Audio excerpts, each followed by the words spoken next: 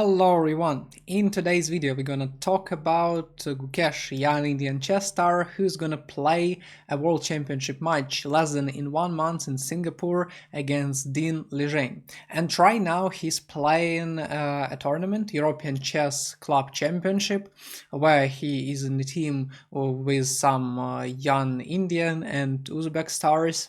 And it was quite a surprise to me because you have less than a month to a very important tournament, maybe tournament of your life, and you kind of spending time playing in the European Chess Club. Keep in mind that he has recently played Olympiad, which was pretty exhausting tournament where he showed great results. So I thought, like, you have less than a month, you need to work on the prep, or work on your mistakes, flaws and stuff like that. Correct me if I'm wrong, what do you think about it? But for me it was quite a surprise because I thought he would like really sit, like work for maximum, as probably Ding right now is doing. But no, he is playing in European Chess Club. We will see after the match how it goes. By the way, right now we started a new series devoted to the World Chess Championship. Champions devoted to match between Ding and Gukesh. So if you're interested, please check it out. We really put a lot of work in it. There will be 16 episodes, very unique, nobody's doing it, so please support our channel. And in today's video we're gonna talk about the game between Dmitry Andreikin, 2700 GM, and Gukesh. It was around 4. Of course, team of Gukesh was favorites, but actually, I mean, it was a very interesting twist and the game didn't end match didn't end as everybody expected. So let's talk less and take a look at the game. Again, Gukesh d4 was played and Andreikin choose this opening, so everything is standard, and right here Gukesh choose to play Rogozin, which he played before several times, if I'm not mistaken and not nuts. Pretty common opening for the top level chess. Many players play, involving like Caruana and some others, so the list will be huge. Many lines right here. Queen a4 is one of them, let's say with the check, and after knight c6 this knight plays not well. We can play cd, d, and then some bishop g5 immediately. But right here Andreikin chooses a little bit, I mean, rare line, because he plays queen b3. It's also possible, there were many games, so for a while it will be series c5, typical move for some nimzo, supporting the bishop, dc, knight c6. Right now black is down a pawn, but black can take it at any moment. Right now the bishop is defended, d4 is the threat, bishop g5, queen goes to a5, created more pressure on the pin, bishop takes, and that's what modern engines recommend. So right here no surprises, rook c1 to reinforce the pawn chain, queen c5, queen h4, pretty cool move, trying to target a weak pawn, continue development, and the king is not placed very nicely, because this pawn needs to be defended. There are some knight e4 jumps. In the game king e7 was played. You might be surprised, as well as maybe I was, but yeah, I understood that this is a theory, because both players do not waste a lot of time. But it's been played many times. G3 was played, also the best move, the main move. Bishop takes c3. Right here there are two approaches, bc and rook c3, and I actually like that Dmitry uses rook c3 move because it looks better. You don't spoil your pawn structure, attack the queen immediately. Here comes queen b4. Gukesh took 10 minutes to think about it, offering a queen trade, and right now it seems like absolutely harmless endgame. What can go wrong in this position? Yeah, our pawn structure a little bit spoiled, but these are not really weak pawns because they can defend each other to h7 pretty hard to get. King is centralized, black needs just to develop the bishop, and it's gonna be a draw. And that's actually where Gukesh made not a mistake, but played inaccurate a little bit, which led to the pressure from Andreikin. Because right here the most logical move is to play bishop d7, which everybody actually played before, and after bishop g2, rook c8, for example, like castle in the position, and after rook c1, rook c1, rook c8, we double trade rooks. And right now again white's position is better a little bit, but majority of the games ended in a draw. It happened few times. and it's pretty hard to lose, especially for such player as Gukesh. Maybe he forgot some lines, maybe something else happened, but e5 Gukesh played in the game, and what he's trying to say, okay, I mean, my bishop is bad, I need to develop it, why should I settle for little and play bishop d7 when I can go to e6? But this is actually a strategical mistake, because even though the bishop goes to a better position, this bishop shoots pretty nicely, and there is a huge hole on f5 which will play a huge role later. Let's say we can play knight h4, knight f5 in the position to create pressure, and a lot of other things. So bishop g2, bishop e6, knight h4 was played immediately, creating pressure, everything done perfectly by Dmitry. Castle, rook d8 in the position, seems like black centralized, no problems, position even better than the endgame we discussed before, but here comes bishop e4, and it creates pretty big challenge, because right now the threat is to take the pawn, play knight f5 with the check, and let's say if we play h6, going for knight f5, for example, bishop f5, it's going to be a bad endgame, because bishop clearly stronger than the knight in this open position on two flanks with a lot of pawn weaknesses. Therefore, black needs to do something, and Gukesh, as you can see, already down quite amount of time. And the best way was to play is to look for activity, which was very bold move according to, again, engine, and it's logical, but knight b6. Right here it's very hard to calculate all the complications, because the idea is to go rook d2, and even if we drop a pawn, we're trying to look for activity, trying to win the pawn back, and we can even actually do it, but after, for example, bishop e4, pressure still on the board, playing h6 we cannot, because there is rook c7 check, winning the pawn back, and yeah, it's like the lines are quite complicated. Gukesh normally should have some counterplay, but it's very hard to calculate from the distance. So he decides to use passive defense, kinda make a small concession, allow knight f5, but stay alive. But right here he risks, he go like king f8, and after rook c8, knight h6, white is up a pawn, and this rook not infiltrates. But black right now goes for a knight b6 idea, followed by some knight c4, and Dmitry plays a 4, very reasonable move, trying to open up the file for the rook, so that we could pressure an opponent. But right here there was a brilliant idea to play rook d1, seems pretty harmless, and let's say after knight c4 targeting the pawn, we have bishop f5, and after knight takes b2, bishop takes e6, pawn takes e6, there is rook d7 move attacking everything on the 7th rank, preparing the rook f7 idea, and the position looks quite awesome. But it's pretty hard to find during the game, so f4 was played, a reasonable move. Right here, probably it was better to take, because f5 is about to come and it will fix some weaknesses as it happened in the game. So let's say after ef, rook f4, black could get some activity, and the line goes on. It's pretty complex, but long story short, black should hold the position.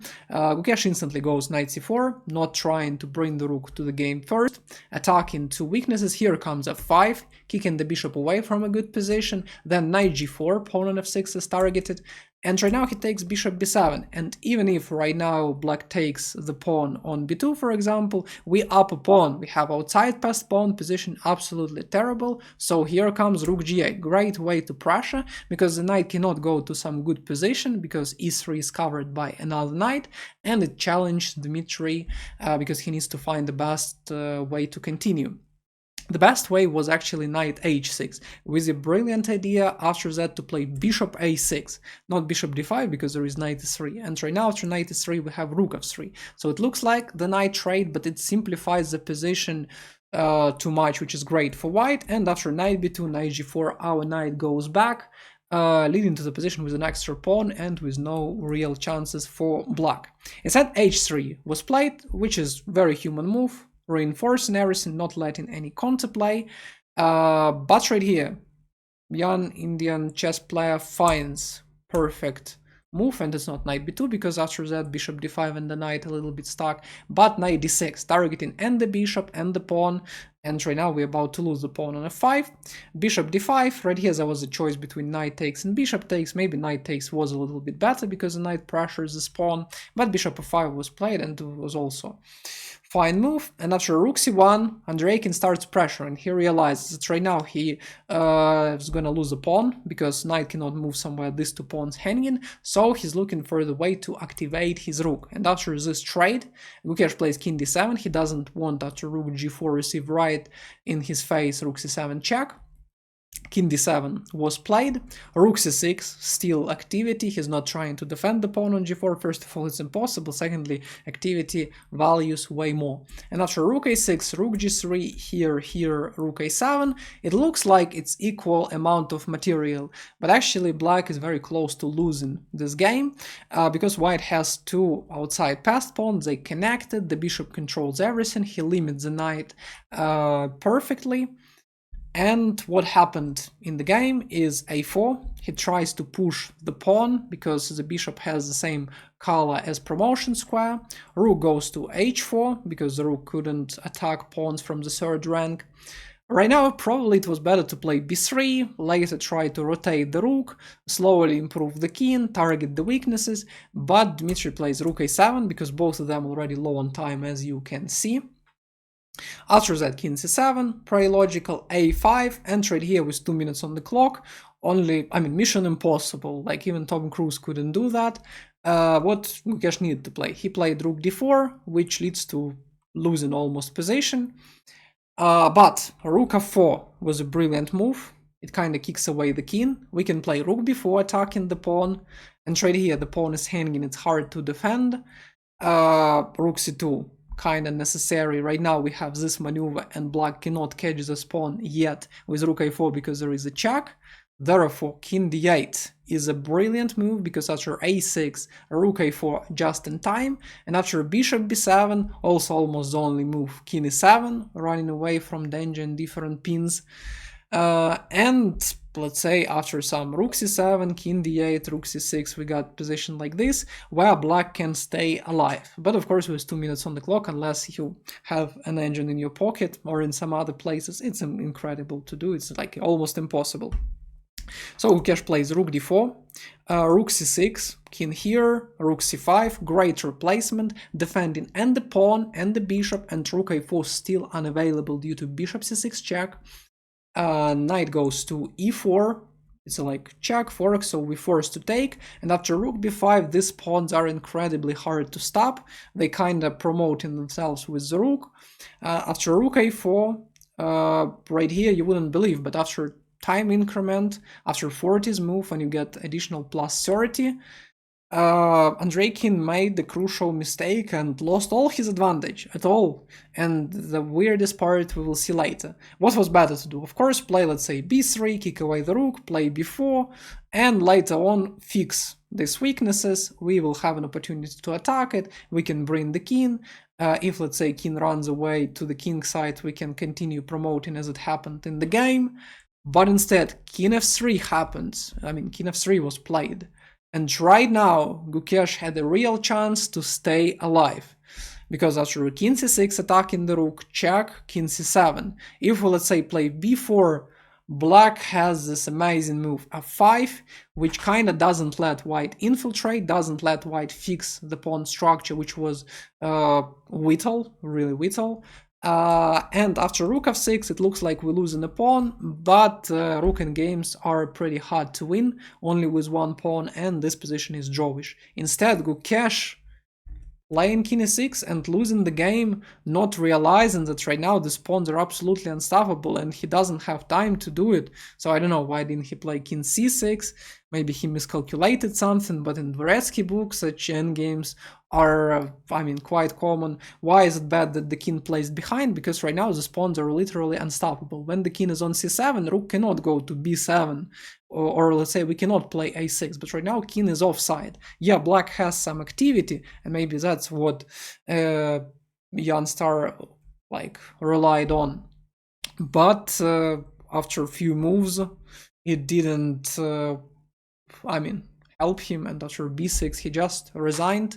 And with this victory, with the victory of Dmitry Andreikin, the team of Gukesh lost, and actually the whole team played not that well. Prague also lost in this tournament on his board with black pieces against Tabata Bay.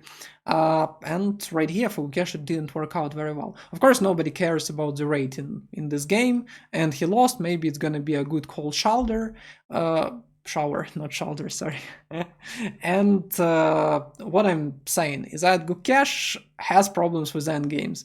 You probably, I don't know if you saw our videos, but I mentioned it before in some other tournaments in Norway chess, the link you will see below. But this is probably his weakest component, even though he's a very good player, especially tactically he's amazing, but when it comes to endgames, you can see here and there some flaws, so I hope this remaining months he will work on it the most, because endgame is one of the most decisive parts in the games. When we talk about World Championship matches, a lot of matches were decided right in this area. So yeah, I wish all the best Gukesh, hope he will show his best performance in upcoming match, but in this tournament I hope he will not tilt, continue playing, showing his best play. What do you think about the game? Because in my opinion Dmitry Andreikin showed great performance right here, playing one of the best players in the world right now, like brilliant endgame, brilliant execution, and